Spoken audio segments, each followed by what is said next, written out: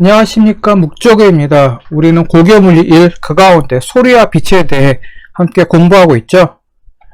이번 시간에는 광전 효과와 태양 에너지에 대해 함께 살펴보도록 하겠습니다.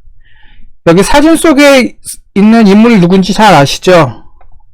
아인슈타인 모르는 친구들은 아마 없을 겁니다. 아무리 과학과 담을 쌓고 지내는 친구라 하더라도 아인슈타인의 상대성 이론이란 말을 안 들어본 사람들도 또 없겠죠.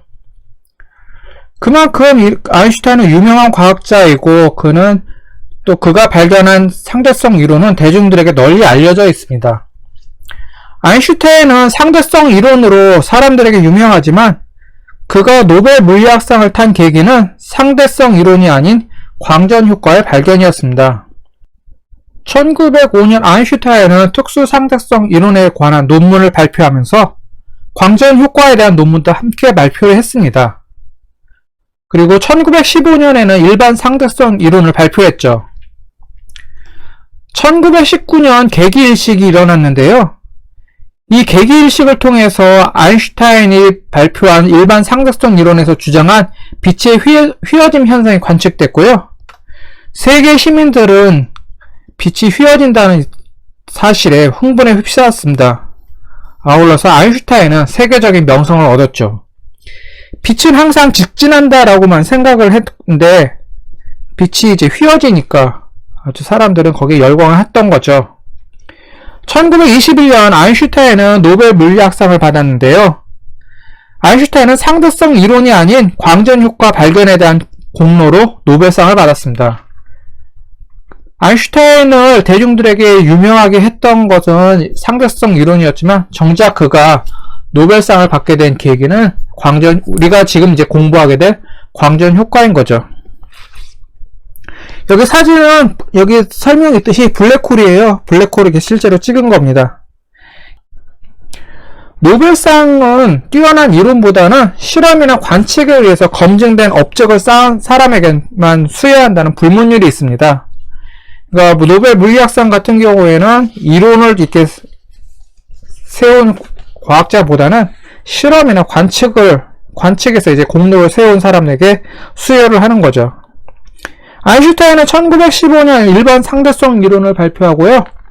1919년 계기의식 관측으로 일반 상대성 이론이 옳다고 이제 증명이 됐는데, 그가 1921년에 수상한 노벨상은 방금 말씀드린 대로 1905년에 발표한 광전 효과 덕분이었습니다. 이건 여담인데요. 스티븐 호킹도 아인슈타인만큼이나 대중적 인기를 얻은 과학자죠.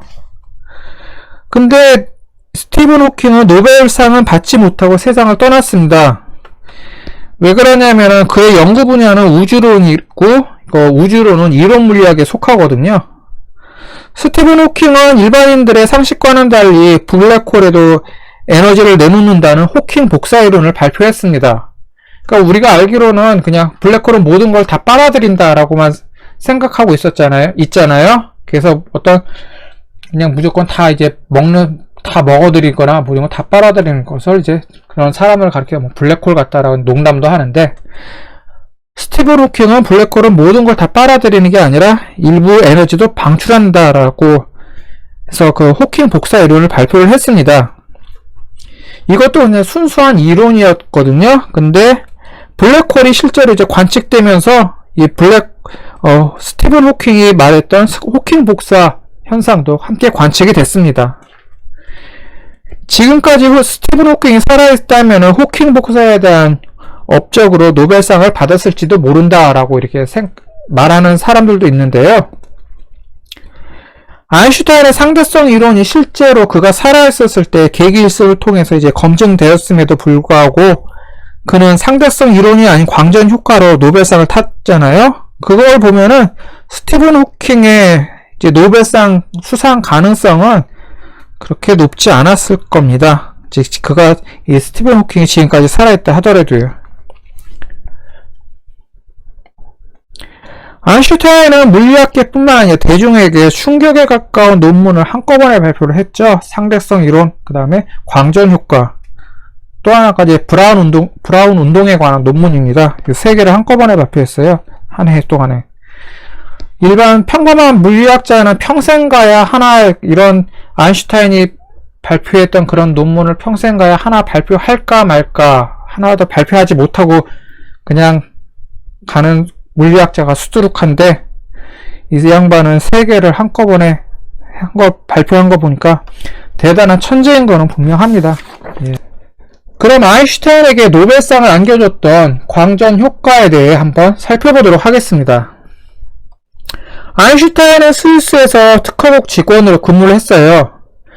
1905년 이제 특수 상대성 논문과 함께 광전 효과에 대한 논문도 발표했죠.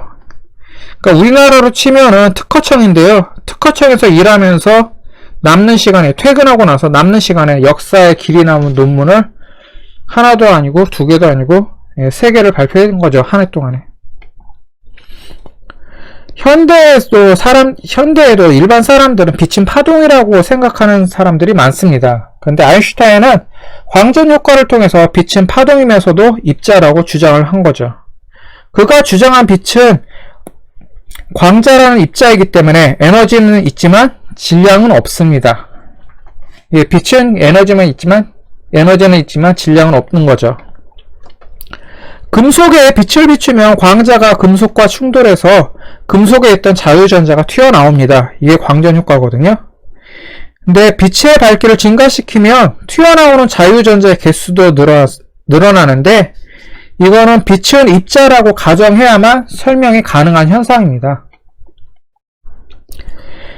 그래서 광전 효과의 특징을 이제 살펴보면은요, 일정한 진동수 이상의 빛을 비추면 전자가 튀어나옵니다. 그러니까 아무 빛이나 금속에 비추면은 그냥 무조건 금속에서 자유전자가 튀어나오는 게 아니라요, 일정한 진동수 이상의 빛이어야 한다는 거죠. 일정한 진동수 이상이어야 한다는 건 뭐냐면 일정한 에너지를 갖춘 빛이어야 된다는 거죠.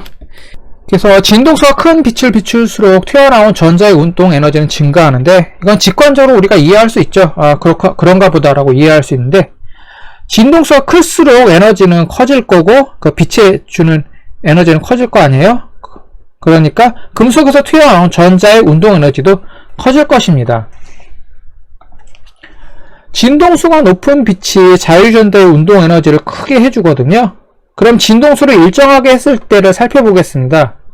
진동수가 일정할 때 빛의 밝기가 증가하면은 같은 운동 에너지를 가진 전자의 개수가 증가를 합니다. 빛의 밝기가 커질수록 튀어나오는 자유전자의 개수도 늘어나는 거죠. 광전 효과는 빛의 파동이 아니라 입자라는 것을 증명하는 중요한 현상입니다. 근데 실제로 빛은 파동이냐, 그냥 오로지 파동이냐 하면 그것도 아니죠. 또 광전 효과를 가지고서 빛은 오로지 입자이냐 하면 그렇지도 않고요. 빛은 파동이면서 입자라고 우리는 그렇게 결론을 내리고 있습니다. 파동적 성질과 입자적인 성질을 모두 가지고 있기 때문이잖아요. 금속은 파동으로부터 에너지를 받아서 금속 내부의 전자가 흔들리면서 에너지를 얻게 됩니다. 이 과정에서 에너지를 얻은 전자가 방출되는데 시간이 걸리죠.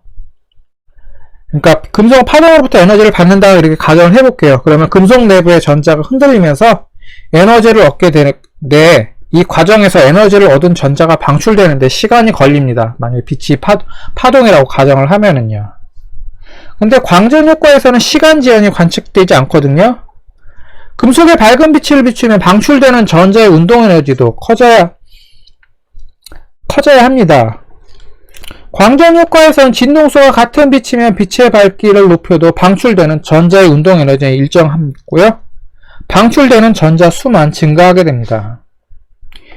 빛이 파동이라면 일정 진동수 이하의 빛을 비추면 전자가 튀어나오지 못하는 현상을 파동이라고 했을 때는 이거 설명을 하지 못합니다. 그러니까 빛이 입자이다 라고만 했을 때만 이 현상을 설명할 수가 있는 거죠. 그럼 광전 효과를 우리 일상생활에서 어떻게 이용하고 있는지 한번 살펴보면요.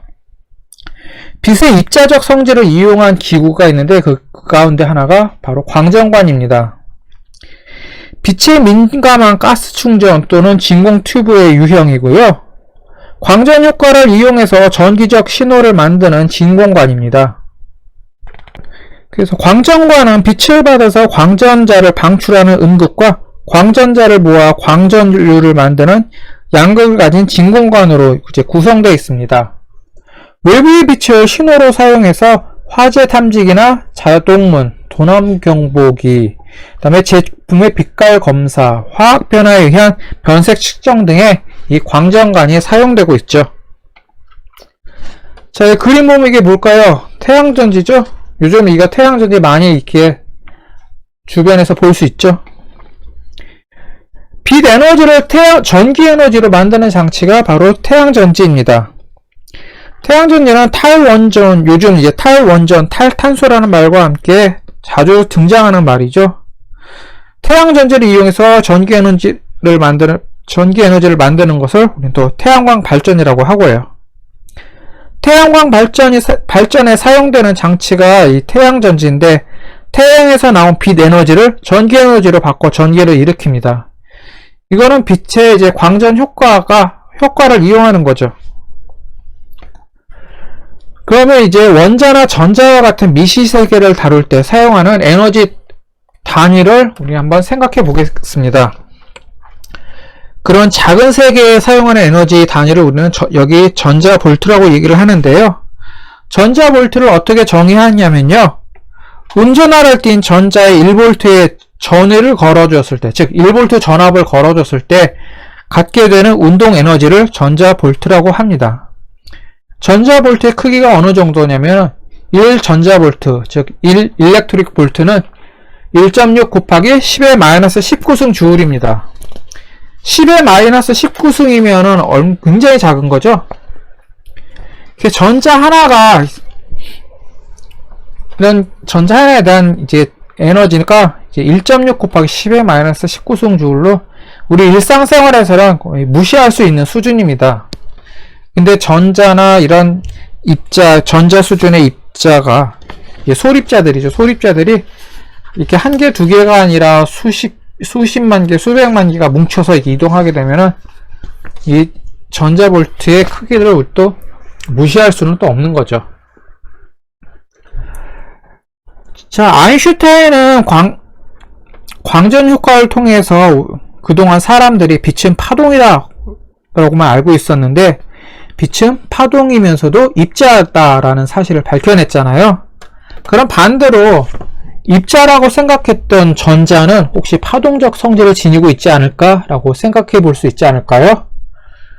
물론 이제 나같이 이제 평범하고 좀 단순 무식한 사람들은 이제 그런 생각을 못 하는데, 아인슈타인의 결론을 이제 뒤집어서 반대로 이제 생각해서 전자와 같은 입자도 이제 파동적 성질을 띠지 않을까라고 생각했던 사람이 있는데, 그 사람이 누구냐면 여기 사진 속 인물입니다. 이름은 드브로이죠. 드브로이라는 과학자가 1924년 박사학위로 전자가 파동적 성질을 지니고 있다고 발표를 했습니다. 근데 아인슈타인이 빛은 파동이면서도 입자라고 했는데, 드브로이가 나중에 그럼 입자인 전자는 입자이면서도 파동이다라고 주장을 했을 때 사람들이 그거를 와, 신선하다라고 받아들였을까요? 아니죠. 이거 무슨 헛소리냐 하면서 드브로이의 주장을 이제 제대로 받아들이지 못하고 박사학위 논문도 인정 안 하려고 했습니다. 근데 이거를 아인슈타인에 대해 가져가서 물어봤어요. 과연 전자라는 입자도 파동적 성질을 띠고 있느냐 했더니 아인슈타인이 그럴 수도 있다. 또 드브로이의 말이 맞다. 그래서 드브로이의 손을 들어줬거든요. 그래서 이제 드브로이 박사학위 논문이 통과가 됐고, 모든 입자는 입자이면서도 파동이다라는 사실을 이제 그런 결론을 내리게 된 거죠. 빛은 파동이면서도 입자이듯이 전자와 같은 소립자들도 입자이면서도 파동이다. 그거 이제 드브로이에 의해서 밝혀지게 된 거죠. 그럼 이제 태양 에너지에 대해서 좀 더 알아보도록 하겠습니다.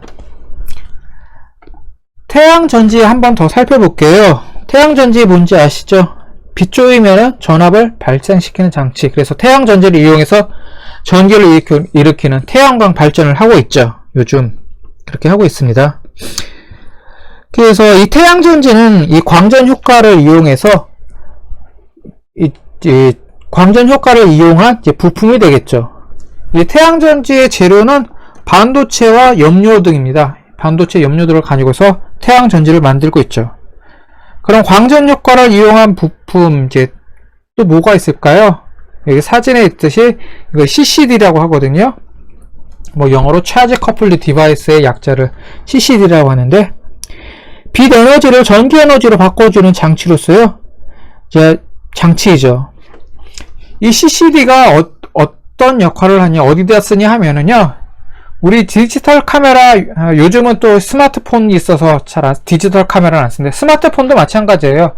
디지털 카메라나 스마트폰의 그 카메라에 필름 역할을 하는 게 바로 이 CCD입니다. 필름 카메라에서 사진을 찍으려면 필름이 있어야 되잖아요. 그와 마찬가지로 이제 디지털 카메라 또는 스마트폰의 카메라에는 이 CCD가 있어야만 제 영상을 기록할 수가 있습니다. 이 CCD는요, 어두운 장면을 포착할 수가 있고, 가시광선뿐만 아니라 적외선도 감지할 수 있습니다. 그래서 CCTV에 이 CCD를 이용하고 있죠. 빛 에너지를 전기 에너지로 바꿔주는 소자로서 태양 전지, CCD, 또 앞에서 쭉 말했던 음극관 말고 또 광센서가 있습니다. 이 광센서는 빛을 전기 에너지로 바꿔주는 소자거든요. 가시광선을 포함해서 전자기파 중에 광학적 영역으로 분류할 수 있는 자외선, 적외선, 광신호를 감지합니다. 그러니까 광센서라고 하겠죠. 그래서 전기적 신호를 변환해서 검출하는 소자가 바로 광센서입니다. 자, 지금까지 우리는 광전효과, 태양 에너지에 대해 살펴봤고요. 다음 시간에는 그 다음 단원인 정보의 전달과 저장에 대해 살펴보도록 하겠습니다.